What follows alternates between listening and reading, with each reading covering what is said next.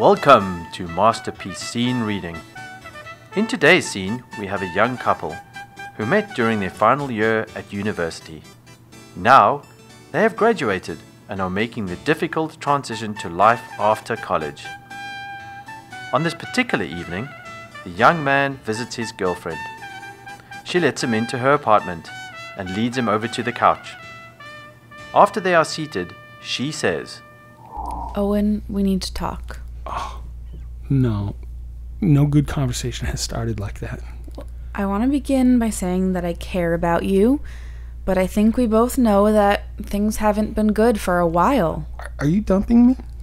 Don't say that. I'm asking that we take a break. I need to figure some things out. I can't be part of the process of figuring things out? You know, when we graduated, life was going to be great. It's not. I live with my parents. I'm waiting tables as I look for a real job. And the only thing that I have to look forward to is spending time with you. I don't want that responsibility. You need to find happiness for yourself. Are you saying this relationship doesn't make you happy? Look, I won't lie. It was fun in the beginning. But we've become a cliche. It feels like we're an old married couple. It's boring. I don't see it that way. Owen, you like me more than I like you. That's the way it is. I'm sorry. I can't believe you're this cold-hearted. That's what this relationship has done to me. Is there someone else? That has nothing to do with it. Oh my God. You're going to find the person you're supposed Stop. to be with. Stop. You're better than a line like that. You go do what you need to do. Just know when you want to come back, I'll be here. Okay? And scene. Thank you for joining us today on Masterpiece Scene Reading. All right, I really like that scene, but I have to ask some questions. Matt, was my response, you go do what you have to do, and I'll be here when you get back, was that the most masculine thing I could have said? Oh, that was so weak, Owen. Oh. What should I have said? Oh, when you just get dumped by a girl, you don't want to go say, "Oh, I'll just be here waiting for you forever." If she already dumped you, just say something like, "Well, you can't expect me to, be here if you change your mind." Mm-hmm. Okay. Emily, was your character already seeing someone? Yeah, I think so. It raises the question, how many breakups are caused by infidelity? Someone seeing someone else, or at the very least, wanting to see someone else. I think probably most of them. Really? I think that's the it's tipping a high point. percentage. Wow. Yeah. And it doesn't matter. Anyone can be tempted at any time. Is that what I'm hearing? I think so. Really? Really? Mm-hmm. That was a breakup between two people that had been in a relationship for a while. But it's been my experience that relationships can have problems at any stage of the game. I think, Emily, you were telling me you broke up with a guy in college that you weren't even dating. Is that correct? Some greasy guy? What is the real story I there? was a freshman in college and I met this guy, this greasy haired, didn't shower frequently, very charming guy though. And we started hanging out as friends. I would go over to his dorm a lot, and one night I ended up sleeping over. You had sex with him? No, we cuddled. You had a one-night stand of cuddling? Whoa. No. We slept in his bed for the next 2 to 3 months. And nothing happened. No. Was this guy gay? No, definitely not. He actually planned on kissing me one night at this party we were at and ended up going home with this trampy girl. He had sex with her? Yes. I'm confused. Did he like you at all? He told my friend that he liked me too much to date me, and he thought I was a really great person, but didn't want to hurt me. So he showed you the respect you deserved by sleeping with a tramp and then explaining his actions to one of your friends. That's what happened. Yeah.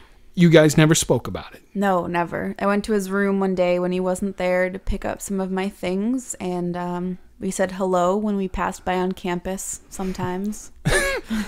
That's not awkward. You never confronted him about it? No, I was young and scared. Did you stay young and scared? Or No, I didn't. About a year later, I was in a similar situation with this guy. you were cuddling a lot? Okay. Well, there was more than cuddling this time around. All right. But I was so fed up with being treated like that, and I was fed up with myself. Treated how? Was he like non-committal? Non-committal, just stringing me along. Ooh. Didn't know what was happening. So you got fed up. What happened? I went over to his dorm one day, and I broke up with him. Really?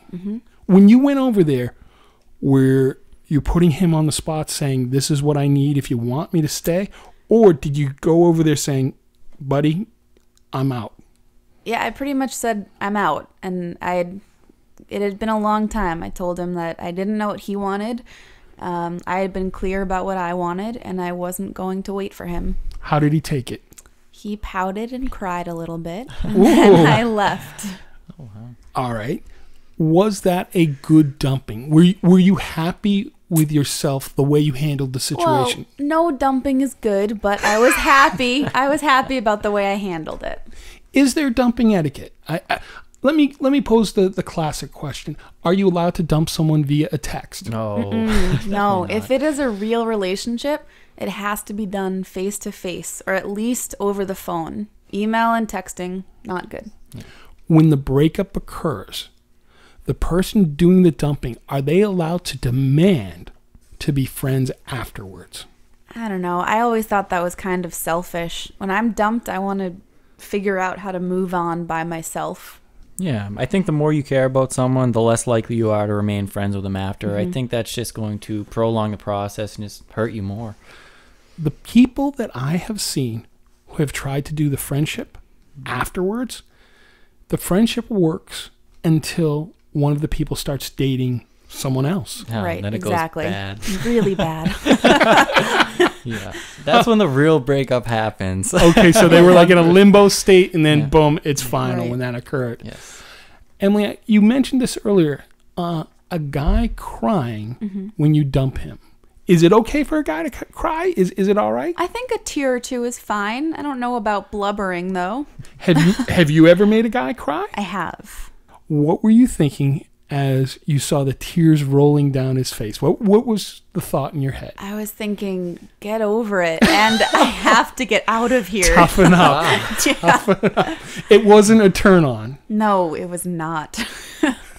Matt, have you ever cried when you got dumped?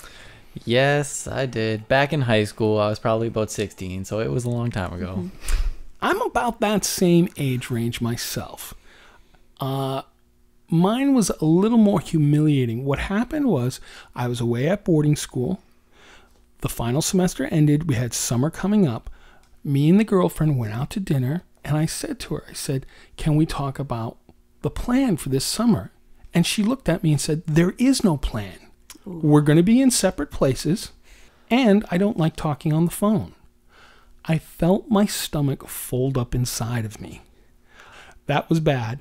What was worse was a tear shot out of my eye like a bullet and ran right down my cheek. That's embarrassing.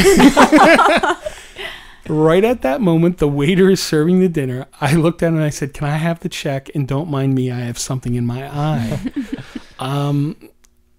I don't know how I've avoided it since then, but that was so embarrassing, humiliating, that I never want to be that guy again crying in a restaurant.